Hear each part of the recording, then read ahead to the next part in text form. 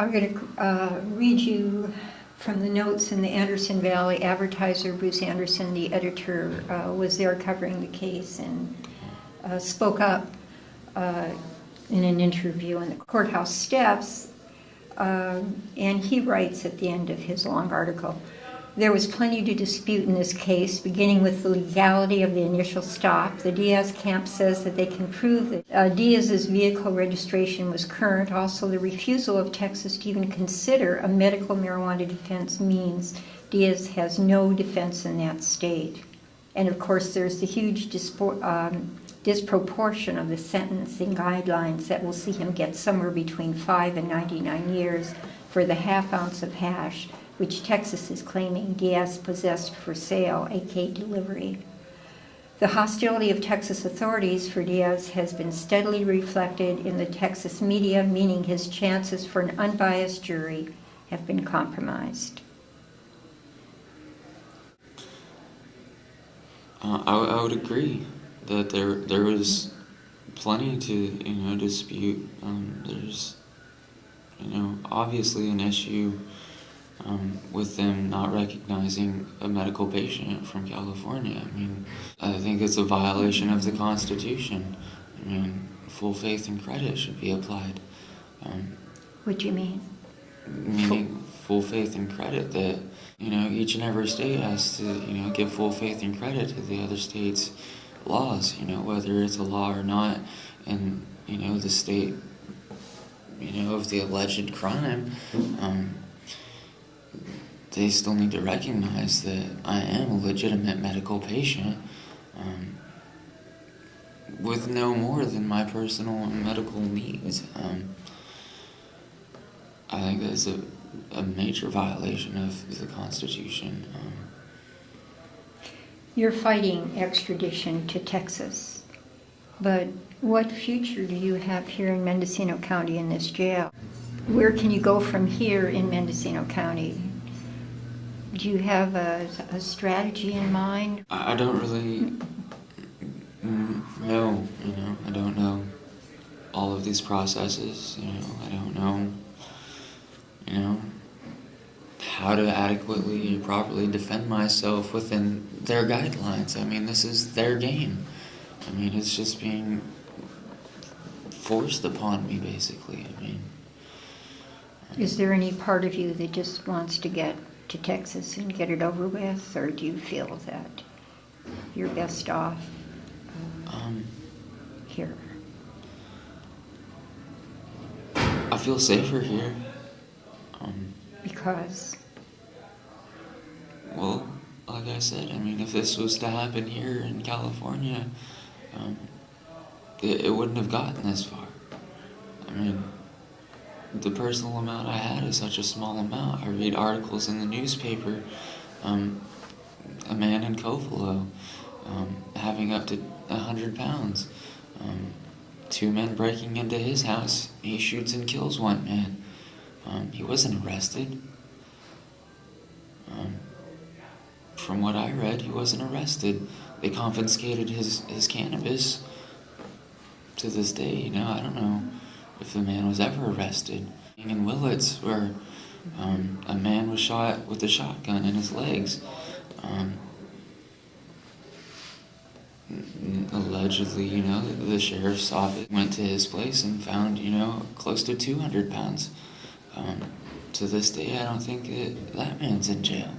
You sit alone in a cell, in isolation. Yes. I want you to talk about the effect of isolation on your mind, on your health, on your relationships. Do you want to talk about it?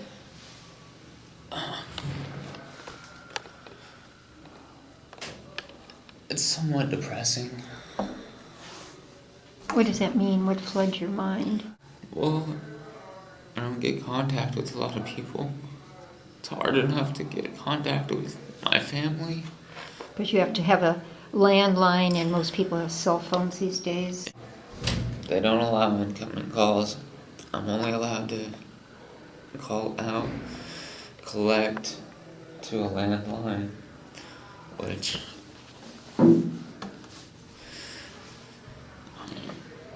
I'm sorry to make you cry, No, Christopher, but how it's desperate not is you. it? It's not you.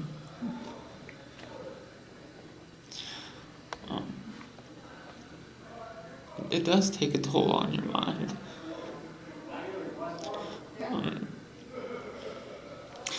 Like the incident I had last night with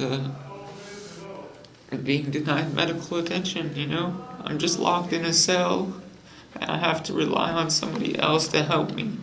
And when I'm denied the help, you know, I can't help myself. I can't get medication for myself. You know, it,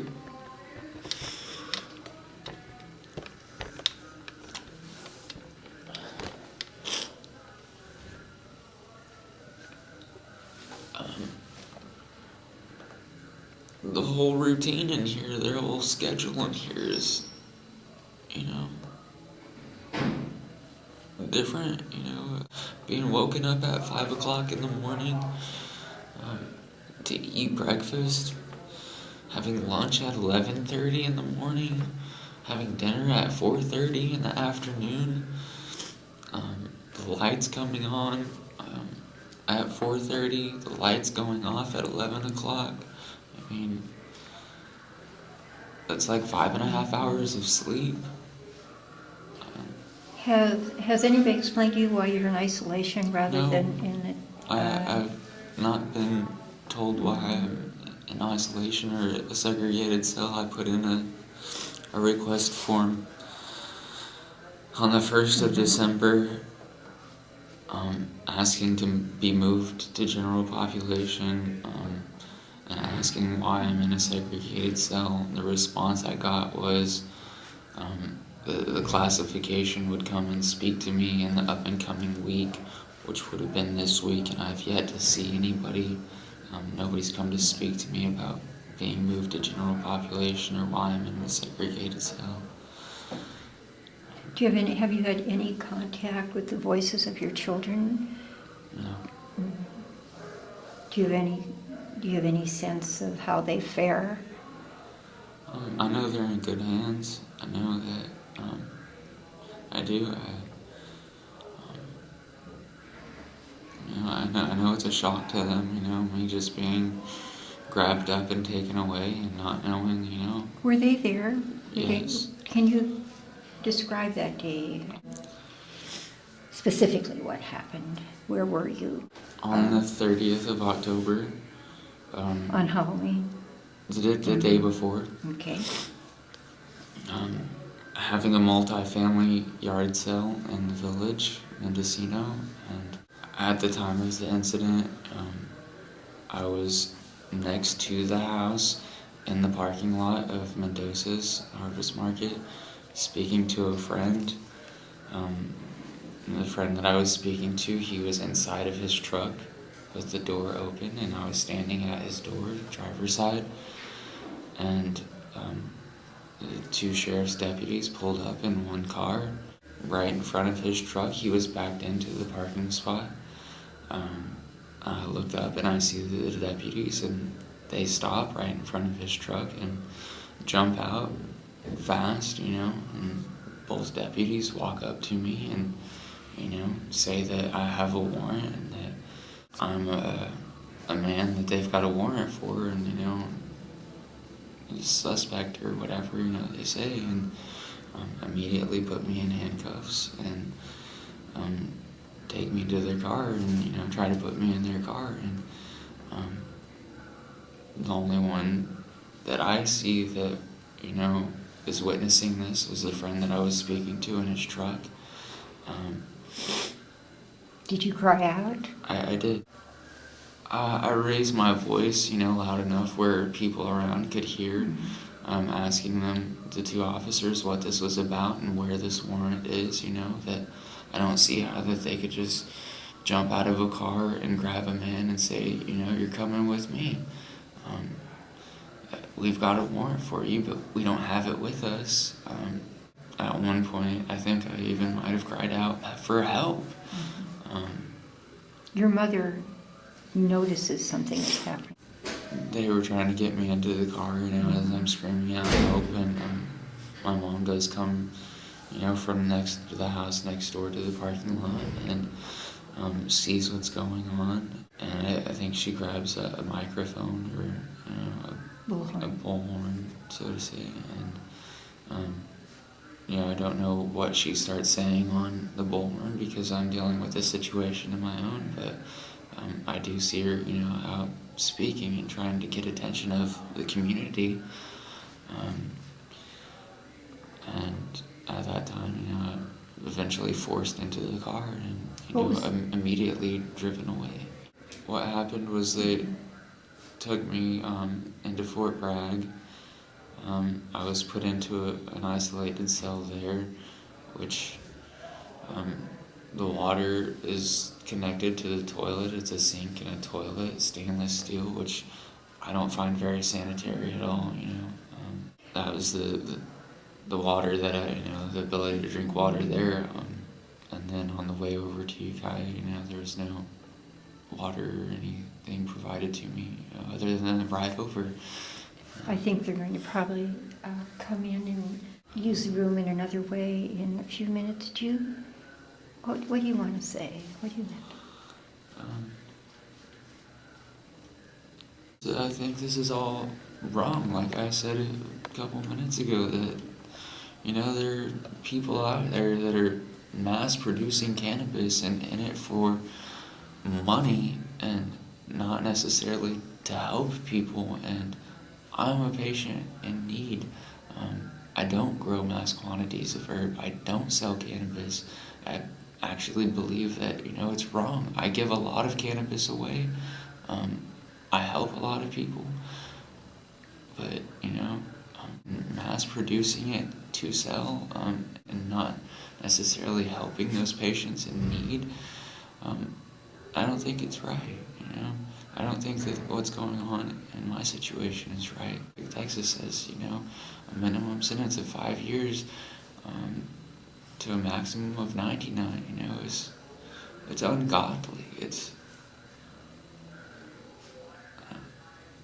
Did it seem to you that the sheriff of, was it Brown County, was taking a personal interest in this case for some reason? Were you being linked with militia movements or the sovereignty movement? It just seems like more than cannabis was stacked against you. There's another thing that, people form their opinions without knowing the true facts and without, like the one-on-one conversations that we're having like now. People don't know the truth, unless they have that one-on-one interaction and conversations. Did you have any idea what kind of political circus it had become around your arrest? There were several articles in the newspaper that it was a big issue, and it seemingly still is. So was it the sovereignty issue or the medical use of marijuana that was being promoted in the newspapers in Texas as the issue in your case? Both. I have in my hand a patent issued by the United States Patent and Trademark Office in 2009 on the pharmaceutical composition for the treatment of obstructive pulmonary disease, speaking specifically to why cannabis and the cannabinoids have a place. And not only, this is not Cheech and Chong medicine, this is protected intellectual property that identifies the benefits of this plant for this particular individual. And when he crosses a state boundary, he is now going to go to jail for 20 years for treating and taking care of his own health. That is the true crime here that needs to be addressed for him and for any other person who is down this path.